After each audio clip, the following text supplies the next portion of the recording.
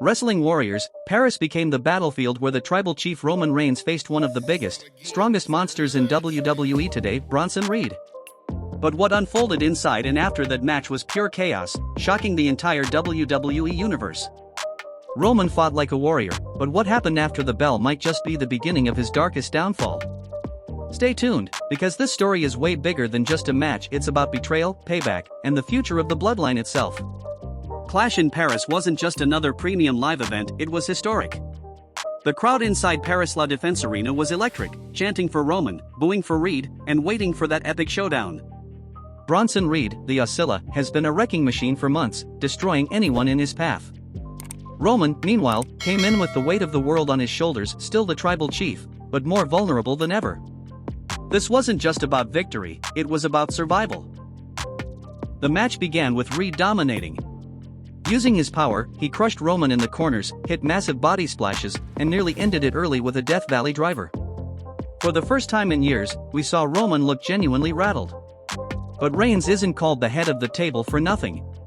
Slowly, he clawed his way back into the fight, Superman punches, a Samoan drop that shook the ring, and even a spear attempt that had the Paris crowd erupting. This was no squash, this was a war. At one point, Reed went for his devastating tsunami splash, the move that has ended countless careers. The arena held its breath. But Roman rolled out of the way at the last second, saving himself by inches. With momentum back on his side, Roman connected with not one, but two Superman punches. Then came the spear out of nowhere, cutting Reed in half. 1, 2, 3. Roman Reigns was victorious. But just when it looked like the tribal chief had silenced the monster, Paris witnessed a twist that nobody saw coming. Bronson Reed wasn't done. As Roman tried to recover, the arena shook with the arrival of Bron Breakker. The crowd exploded as Breakker stormed down, spearing Roman straight through the announce table. Reed joined in, delivering brutal tsunami splashes over and over again, crushing the tribal chief beyond recognition. Roman Reigns wasn't celebrating anymore, he was fighting for his very career. And the image of Reigns being stretchered out of Paris, that's something fans will never forget. This wasn't just a post-match attack, this was a message. A message to Roman, to the Bloodline, and to the WWE Universe.